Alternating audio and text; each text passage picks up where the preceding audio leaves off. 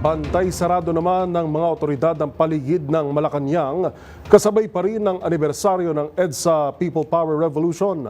Bukod sa palasyo, nakakalat na rin ang ilang kapulisan sa ilang bahagi ng Maynila. Gayun din ay pansamantala na ring isinara na kalsada. Tinutukan yan ni Boy Gonzales.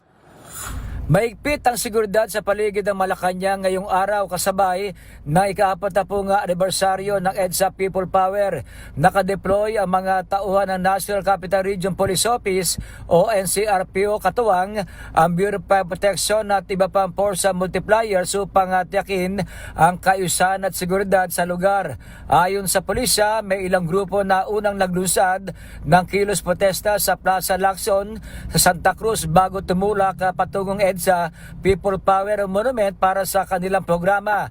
Nakalatag ang mga pulis mula Mendiola, Ayala Bridge, Arlegue hanggang Nagtahan upang matiyak ang maayos at mapayapang pagdaraos ng mga aktibidad.